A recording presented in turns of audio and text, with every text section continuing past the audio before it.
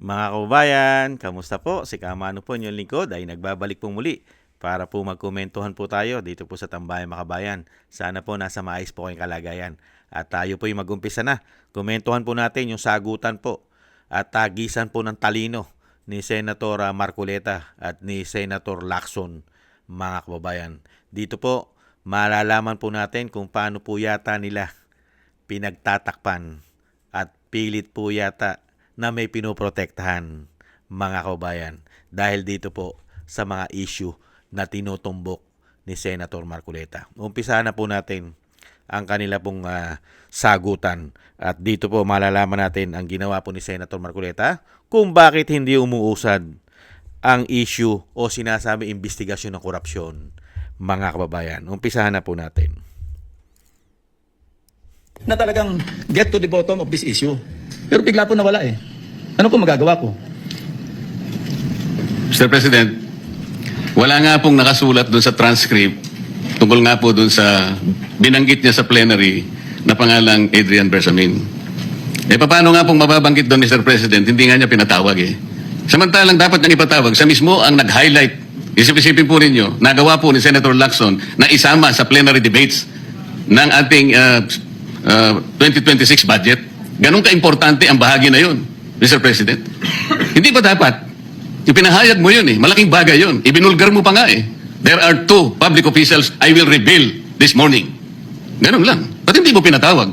Kung pinatawag mo yun, malinaw na malinaw, nalagay sana sa transcript.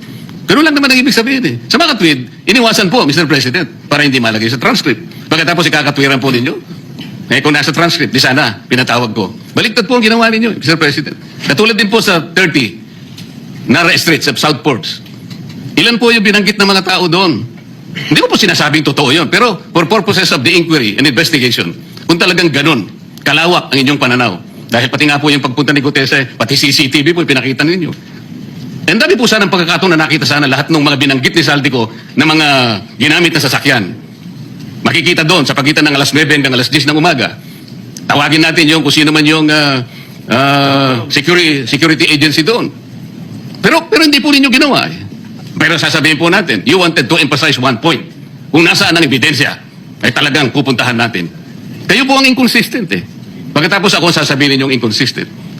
Ang dami po eh. Nakiusap ako na, sabi nga natin, ang dami pong tumuturo sa pangalan ni Martin Romualdez. Inimbita po ninyo, hindi dumating, nakiusap ako, naimbitahan uli. Ang sabi po ninyo sa pamagitan ng inyong interview, kung pupunta siya rito, welcome. Kung hindi siya pupunta, wala tayong magagawa because of inter-parliamentary courtesy. Mr. President, hindi po karaniwang pagnanakaw ang nangyari sa kasaysayan ng ating bansa. Hindi po ba ninyo naiisip, mismong kabang bayan ang tumagilid, pagkatapos magtatago kayo sa prinsipyo o doktrina ng inter-parliamentary courtesy?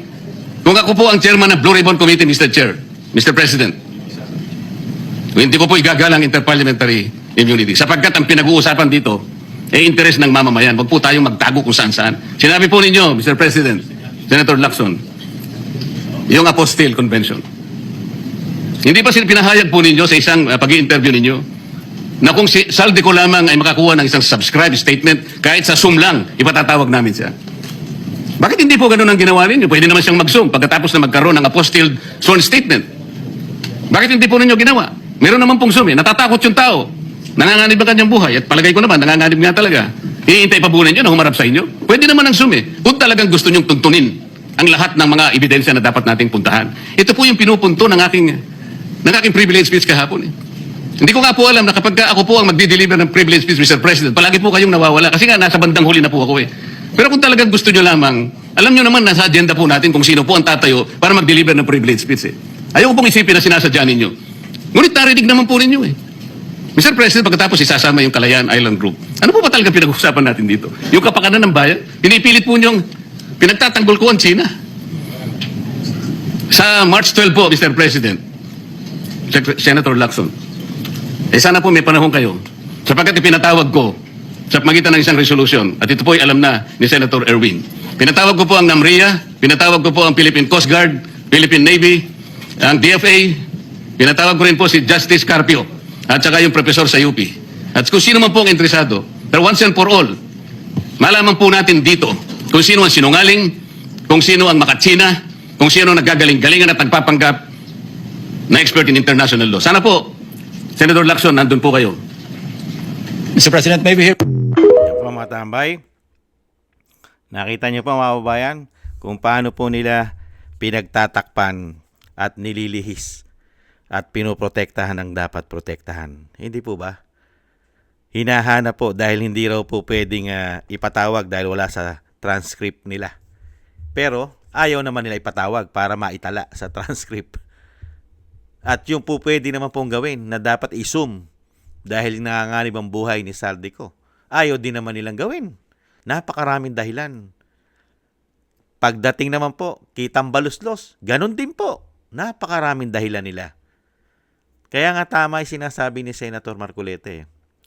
Nanganib ang ating kabang yaman. Nanganib ang pera ng Pilipino. Ubos. Trilyon. Daan-daang bilyon ang isyu ng korupsyon. Tapos ganito lang gagawing investigasyon ni Lacson at ni Soto na parang may pinoprotektahan yata. At kung saan-saan dadali ng issue. Yan, maganda po yan. Ito pong darating ng March 12. Napakasarap pong abangan po yan. Yung paghaharap po ng sinasabi pong makabayan. Sinasabing tuta raw po ng China. Itong si Senator Marcoleta at ang mga Duterte. Ngayon, magkakaalaman kung sino talaga ang nagtaksil sa bayan.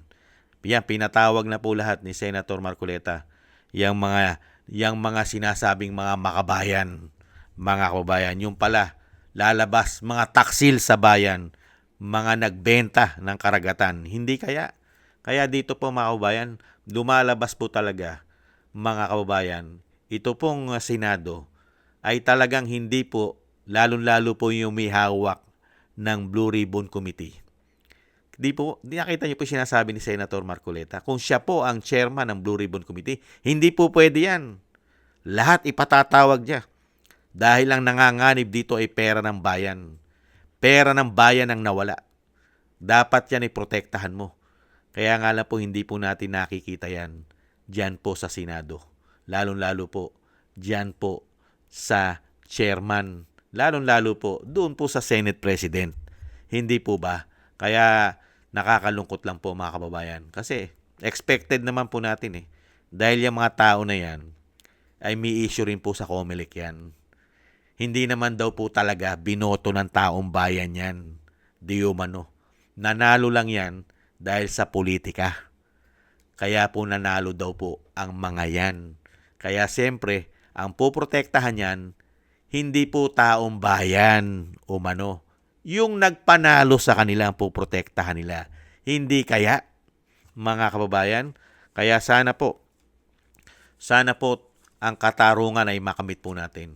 Makamit po sana natin ang katarungan. At sana po tumayo po ang mga senador. Ang mga senador po na hindi naman involved dyan sa korupsyon na yan.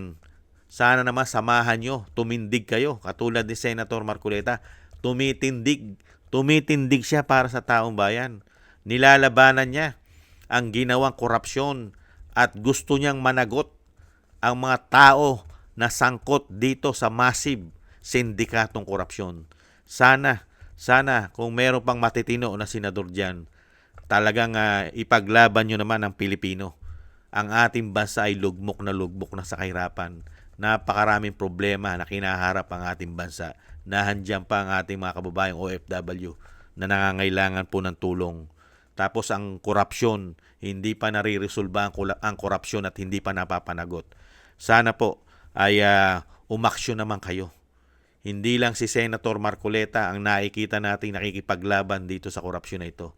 Sana naman kung hindi pa nabibili ang inyong prinsipyo.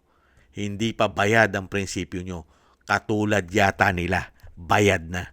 Sana naman, mga kababayan. At syempre po, dalangin po natin na ang katarungan po ay makamit po ng mga Pilipino. Dito po sa mga nagpakademonyo sa kapangyarihan at pera. Mabuhay po kayo, Senator Marcoleta. At kami po ay nananalangin sa inyo pong pag-iingat. At ang inyong pong pakikibaka para po dito sa korupsyon ay manaig po sana ng katarungan. Mabuhay po kayo. At maraming salamat din po sa ating po mga kababayan na sumusuporta po para po sa tama.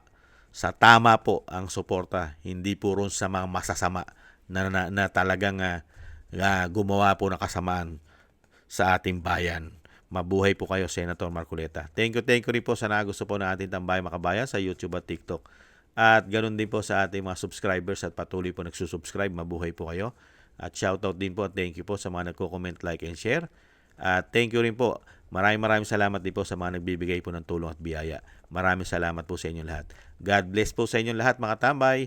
At tiis-tiis lang po tayo. Mabuhay po si Senator Marcoleta. Paalam po. Bye-bye po muna.